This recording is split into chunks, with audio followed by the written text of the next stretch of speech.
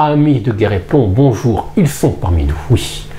Les Rose-Croix en ont bien conscience. Depuis des siècles, leurs agents parcourent le monde à la recherche de preuves de la présence d'une entité surnaturelle.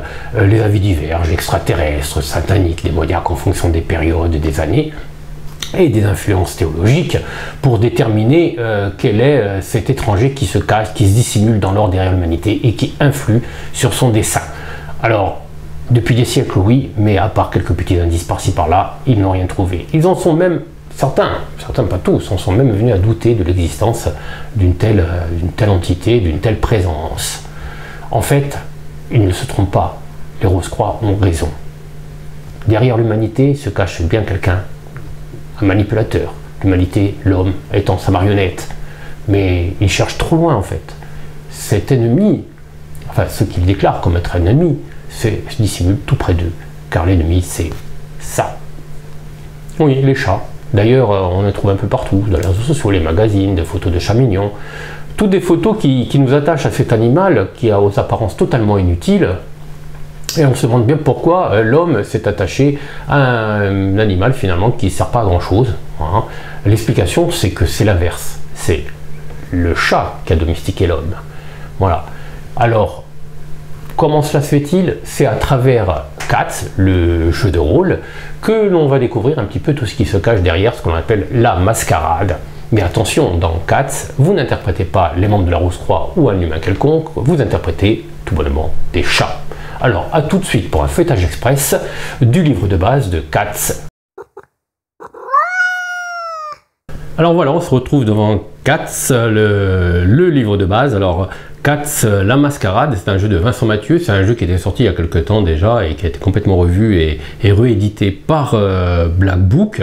Alors la couverture, enfin le format c'est du format MOOC, enfin, c'est un mot barbare, signifie un mélange de magazine et de book, c'est approximativement l'équivalent du format A5, c'est un format qu'apprécie plutôt Black Book, on retrouve pas mal, comme tout Savage World d'ailleurs, la gamme, on retrouve ce format. Moi je suis pas fan, mais là il faut dire que il est très bien adapté.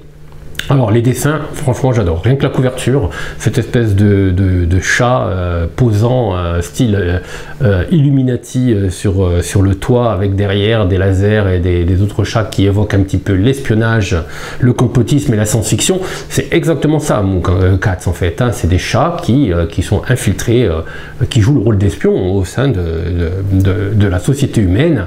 Ça fait penser un petit peu à, alors les plus anciens, les plus jeunes d'entre nous ne connaîtront pas L'espion patte de velours, c'est un film de Walt Disney qui donnait la part belle en tant qu'espion à un chat. Ici, bon, la seule différence, c'est que le chat en a bien conscience que le chat agit pour l'intérêt des autres chats au sein d'une société qui est assez complexe, comme on va le découvrir dans ce bouquin. Alors, donc les dessins, déjà, ça démarre fort, avec la couverture bien épaisse, dessin de masking tape, hein, et c'est vraiment super bien foutu. À l'intérieur, alors, dès le début, alors bon, vous avez évidemment le sommaire, hein, c'est normal.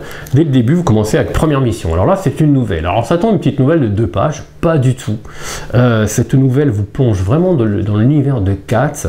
On découvre pas mal de choses à travers l'aventure de Vravrou, qui est un chat qui agit pour les différentes organisations qu'on va découvrir dans ce livre. Et en fait, alors ils ont tous des noms un petit peu rigolos, mais il y a des noms, les humains leur donnent d'autres noms, ça c'est leur nom de chat en fait, voilà. Et on va découvrir un petit peu à travers cette nouvelle de nombreux éléments qui vont influer sur le jeu, comme les dégénérés. C'est des chats qui ont perdu conscience de leur identité atlante, oui, parce que les chats viennent de l'Atlantide. En fait, à l'origine, c'est des extraterrestres, ils ont atterri sur Terre, ils ont créé et domestiqué l'homme. Bon, bref, on va voir tout ça.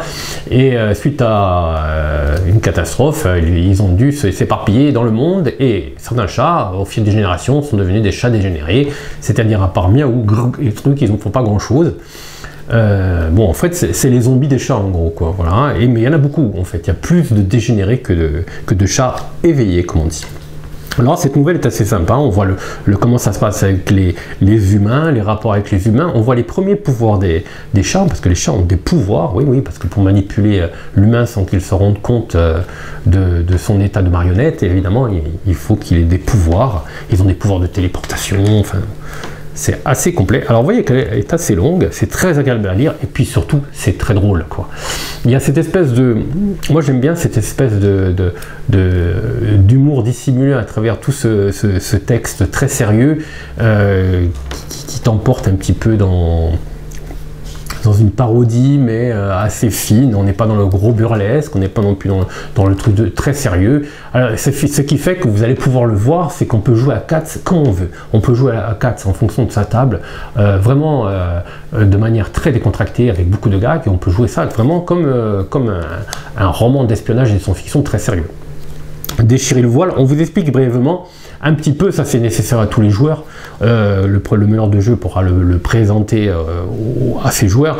On présente un petit peu ce qui s'est passé, parce que le minimum des choses, comme c'est des chats, et qu'en plus ils ont une mémoire héréditaire, c'est-à-dire que chaque chat, quand il naît, donne sa mémoire à l'autre chat, enfin bon, c'est assez sophistiqué. Le chat se rappelle souvent de ce qui... c'est assez flou, mais il se rappelle des anciens trucs. Donc la chute et la mascarade, bon la chute c'est la chute de l'Atlantide. Les chats qui se retrouvent dispersés à travers le monde et qui s'aperçoivent que l'humanité a progressé avec des civilisations, et se dit bon pourquoi pas, après tout on va encore moins se fatiguer si on utilise les humains qui sont devenus franchement évolués et qui peuvent nous rendre des services sans qu'on risque de s'égratigner une griffe, hein, ou un coussin. Donc il crée la mascarade, donc il se dissimule dans la société humaine, et le but évidemment c'est que éviter les fautes pour que le secret soit dévoilé. Voilà, parce que l'humain risquera de le prendre assez mal. Là, on arrive au mécanisme de jeu. Alors, c'est très simple. Vous avez, c'est basé sur des caractéristiques dont la chance. La chance détermine le nombre de D10 que vous lancez. Vous ajoutez la compétence que vous testez, et en fonction du résultat, face à un seuil de difficulté, par exemple ici, facile, il faut faire 5 ou moins. En fonction de ça, 5 ou plus, pardon, la compétence doit être, le dé doit être supérieur, hein, à la difficulté. En fonction de ça, vous réussissez ou non l'action. Vous voyez, c'est super simple, voilà. Alors en fonction de la marge de réussite, évidemment, on complexifie un peu, parce que sinon ça va trop simple quand même. En fonction de la marge de réussite, l'action est plus ou moins bien effectuée, hein. S'il y a une marge de plus 2, c'est réussite avec un bonus, etc. Et là, on rentre dans le narratif, c'est le meneur de jeu qui accorde certains bonus, et c'est inverse, si c'est assez faiblard. Par exemple, si le chat veut rentrer par doucement dans une petite maison, il va faire un petit test pour voir s'il arrive à ouvrir la vitre en silence en fait, et quand il va réussir, s'il fait un jet pas terrible, il va réussir à ouvrir la vitre, mais il va faire un peu de bruit par exemple. Si par exemple la compétence n'est pas testée, là on multiplie la caractéristique par 2 et on effectue le jet comme pour le jet de compétence. L'évolution, bon, ces principes d'évolution sont assez classiques, hein, les coups en points, etc. à prendre. Un chat, ça a 9 vies, alors il a un capital de 9 points qui sont les 9 vies. Alors ces points peuvent être après une action ratée, etc. En fait, c'est dans différents jeux, on appelle ça le karma, on appelle ça ce que vous voulez. C'est des chats c'est des points qui vont vous permettre des secondes chances, en fait. Voilà. Les jeux d'opposition, c'est pas très compliqué. Les faveurs, c'est pas compliqué non plus. En fait, les faveurs, ça remplace l'argent. Les chats, ils n'ont pas de monnaie. Donc en fait, quand vous rendez un service, en fait, si vous achetez un service, vous l'achetez avec une faveur, en fait, vous êtes redevable ensuite, etc. Et le code d'honneur des chats fait que vous êtes obligé quand même de vous plier à ces faveurs. Alors, le règlement de compte félin, alors là, vous avez les principes de combat, voilà. C'est le même principe, on reste dans le même principe avec le corps à corps. Alors, évidemment, les chats n'ont pas d'armes, etc. Eux, ça se règle à coup de griffe, hein. Donc tout ce qui est type d'armes, etc. Là, vous voyez que c'est aussi quand le chat se retrouve confronté à un humain ou à un basse-tête. Je ne vous ai pas encore parlé des basses-têtes. Les basses-têtes, c'est comme les chats arrivent à contrôler parfois les humains, et parfois il arrive aussi qu'ils se retrouvent coincés dans l'humain. Donc c'est des mi-chats, mi-hommes, on appelle ça les basses-têtes. Ils sont un petit peu des parias, considérés comme des parias, parce qu'ils perdent un petit peu leur pouvoir, etc. Mais ils ont la conscience de chat, et évidemment, ce sont des chats qui peuvent tirer la mitraillette. Pourquoi pas. Voilà, la création de personnages, donc c'est une création toute ce qu'il y a de plus classique, avec vous allez distribuer des points, et en fonction de vous avez des maxima, ici vous ne pouvez pas dépasser 5 pour le charme griffe, bon là c'est tout pareil, je vous ai pris un très mauvais exemple, mais par exemple si vous prenez la queue, c'est l'agilité, le chat à 5, le basset à 5 maxi, hein, et l'humain ne peut pas avoir plus de 4, voilà.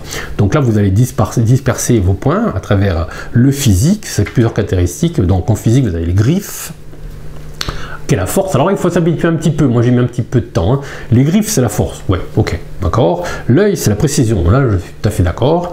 Le poil c'est la vigueur, oui, parce que pareil que quand on observe le poil d'un chat, on voit s'il est malade ou pas, enfin bref, moi je trouve que c'est la truffe, enfin bref. La valeur du poil, ça vous avez ici une petite échelle de valeur. La queue c'est l'agilité, ok, ça c'est les caractéristiques physiques. Après vous avez les caractéristiques mentales, l'environnement, le ronronnement, pardon, c'est l'intelligence, la caresse c'est la volonté, alors là vraiment il faut s'habituer parce que pour moi c'était pas...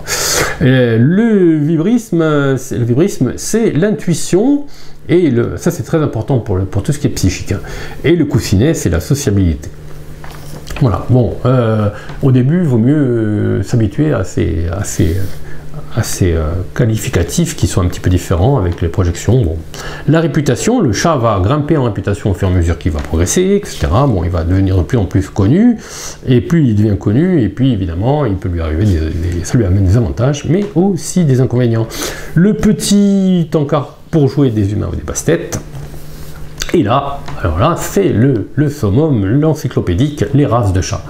Alors vous allez choisir une race de chat, et chaque race de chat va vous donner des bonus et des modificateurs de caractéristiques et des guides de comportement en fait.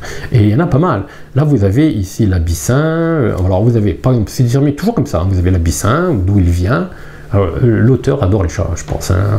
Le physique, le caractère, l'histoire secrète, les défauts et qualités, parce que vous allez choisir des défauts et des qualités pour votre chat, donc c'est voyant et joueur ici, vous allez voir en quoi ça consiste, l'angora, voilà, alors à chaque fois c'est pareil, hein, le bengale, vous en avez un paquet, ils ont tous des petits modificateurs, ce qui fait que vous allez avoir chaque joueur pour avoir un chat un peu particulier, qui va lui amener...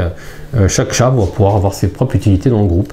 Le birman, bon, le British Shorthair, le chartreux, le exotique Shorthair, l'européen, le Maine Coon, le fameux Maine Coon, le norvégien, enfin bref, on en passe, l'oriental, le persan, le ragdoll, le Scottish Shorthair, le siamois.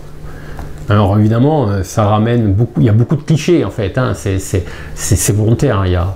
Il y a des faits scientifiques sur le caractère du chat, comment il se présente, etc. Mais il y a aussi pas mal de choses qui sont inspirées des différentes croyances populaires, etc. Le Somalie, étoffer son personnage, voilà c'est ça, quand vous allez choisir des défauts. Voilà, défiguré, joueur, et les défauts évidemment vous amènent malus, moins de queue, etc. Mais aussi vous allez choisir des qualités, forcément. Et ce qui va personnifier votre chat. Ensuite, les lignées et factions, vous allez voir qu'il y a les lignées et les factions, on va y arriver.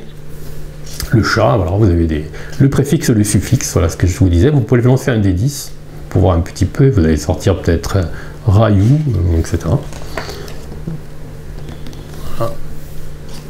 La description des compétences.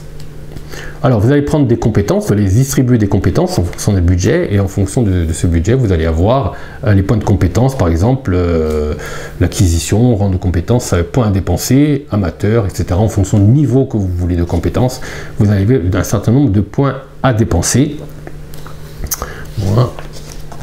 Ça va de 0 à 5, bricolage, combat main nue, déguisement, escalade, alors vous avez un tas de choses. Séduire, survie, les talents psychiques, parce qu'on parlait du psychisme, c'est très important, voilà. Alors c'est les pouvoirs psychiques des chats qui possèdent de façon innée en fait. Voilà. Alors récupération, acquisition.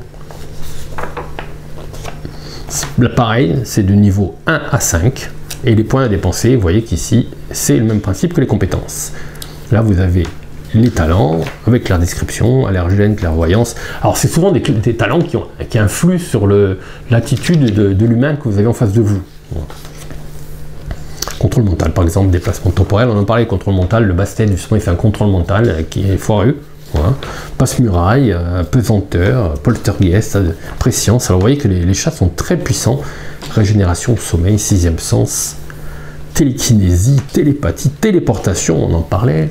Dans la nouvelle, il y a un des chats qui se téléporte justement, ou qui téléporte un humain plutôt. Il téléporte un humain à un autre lieu, c'est qui un peu déchire le voile de la mascarade. Jouer des humains et des bassettes, alors là vous avez un petit encart, alors bon, pourquoi pas, hein, mais bon, c'est pas vraiment le genre de truc qui me branche. Et là vous avez la fiche de personnage, avec les petites papates là, vous voyez, et les petits coussins, les petits coussinets, où vous mettez vos caractéristiques. Les compétences, vous les regroupez ici en bas. Voilà. Les niveaux de talents utilisés, les talents, vous les mettez là. Bon, c'est une fiche de personnage de tout ce qu'il y a de plus classique. Alors vous pouvez les trouver, bon, évidemment là ici, elles sont en format SA, en format MOOC et tout. Vous pouvez les trouver sur le site directement pour les télécharger. Et maître du monde, les conseils. Alors là, c'est le petit conseil aux menottes de jeu et qui désigne. Les joueurs peuvent le lire, c'est pas un problème, hein, parce qu'en fait là vous avez les factions, donc comme ils vont falloir se déterminer au bout d'un moment, alors soit c'est le meneur de jeu qui va les introduire petit à petit dans une faction, qui va les présenter, ils vont choisir, soit c'est les joueurs qui dès le début en collège vont décider de quelle faction ils ont envie de faire partie. Alors ils ne sont pas obligés tous de faire partie de la même faction, il peut y avoir un interventionniste qui est dans le même groupe qu'un progressiste, mais souvent il peut y avoir des heurts, parce que forcément ils n'ont pas tous les objectifs et les mêmes attitudes vis-à-vis de l'humain, et ils considèrent les humains de manière très différente. Par exemple les interventionnistes, ils considèrent que la mascarade nécessite une intervention constante mais discrète dans les affaires humaines, par exemple. Les progressistes, eux, ils pensent que petit à petit la mascarade doit être dévoilée de manière progressive. Les esclavagistes, eux, ils disent non, les humains c'est des cloches, bon, on continue à les utiliser comme des outils. Les conservateurs. Et là, vous avez toutes les factions et vous avez le chef de file, la localisation, où est le siège de la faction, etc. Nihiliste, les lignées, alors chaque chat appartient à une lignée, hein, donc en fait c'est la famille, voilà.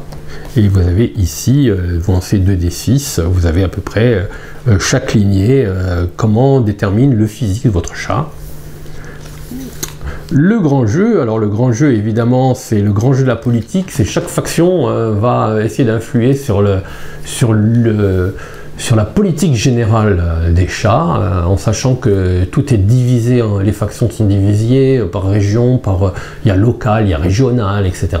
Donc c'est des cellules, on dirait le parti communiste soviétique, donc il y a plein de petites cellules un petit peu partout. Et le grand jeu, c'est un grand jeu politique où chacun essaye de rendre sa faction et la plus influente possible. Voilà, c'est le grand jeu. Et là, vous avez un exemple, le Conseil de Paris, parce qu'il y a différents conseils, voilà. Alors le conseil, l'élection d'un membre, le rôle du conseil, les décisions. Dans un conseil, il peut y avoir des chats de différentes factions, et c'est le cas du Conseil de Paris. Par exemple, le chef du Conseil de Paris, vous voyez que c'est un interventionniste, il est là, et vous avez tous les personnages. Alors le mieux donc, c'est démarrer à Paris, forcément, puisque là vous avez le Conseil de Paris en détail, avec les caractéristiques des membres les plus connus, les personnages principaux. Voilà. Là, voilà, c'est la société des chats dans son ensemble. Alors, les chats éveillés discutent de télépathie. Là, vous avez vraiment comment les chats vivent vraiment. Là, vous avez une explication de comment les chats agissent et non pas la façon dont les humains le perçoivent. Par exemple, le talkotomie, c'est que les chats discutent tous par télépathie entre eux, mais ils doivent se voir. C'est-à-dire que si vous ne voyez pas le chat, vous ne pouvez pas lui parler, en fait. Donc les chats doivent se voir pour se parler, par exemple. Là, vous avez plein de petites choses. Le chat, s'il dort beaucoup, c'est parce qu'il régénère ses pouvoirs psychiques. Voilà. Les codes de bonne conduite, la notion de richesse, les duels, le chat et le sexe. Alors là, voilà, vous avez comment les chats voient la vie conjugale, en fait il n'y en a pas trop. Le savoir encyclopédique, c'est-à-dire que les chats, comme au fur et à mesure, à chaque fois qu'il y a un chat qui naît, il acquiert des connaissances des chats de sa lignée, il progresse évidemment, il n'est pas obligé de tout redémarrer. L'équivalent des termes chat et termes humains. Par exemple, je reviens un petit peu, là, on ne dit pas avion, mais on dit transport aérien technologique humain assez aléatoire. Voilà. L'univers de jeu, là vous avez le descriptif de ce que je vous ai désigné tout à l'heure à travers l'histoire de l'Atlantide, les chats qui arrivent sur Terre, qui se réfugient à l'Atlantide, ceux qui créent la race humaine pour les servir, la chute de l'Atlantide, la création de la mascarade. Là vous avez tout en détail, l'âge des orbes, les heures sombres, et les Rose-Croix. Alors les Rose-Croix, j'en ai parlé dans l'introduction, en fait c'est l'ennemi, en fait, parce qu'il fallait mettre bien un antagoniste, c'est l'ennemi des chats. Alors évidemment vous avez la fourrière, tous ces genres de choses qui sont des ennemis, hein, forcément, mais vous avez les chiens aussi, forcément ce sont des ennemis, mais les Rose-Croix sont les plus dangereux parce que les Rose-Croix cherchent. Alors ils n'ont pas compris vraiment, mais ils cherchent. Et les Rose-Croix sont dispersés à travers tout le continent, ils ont des moyens technologiques très avancés à travers des caméras, etc. Et cherchent à déchirer le voile de la mascarade.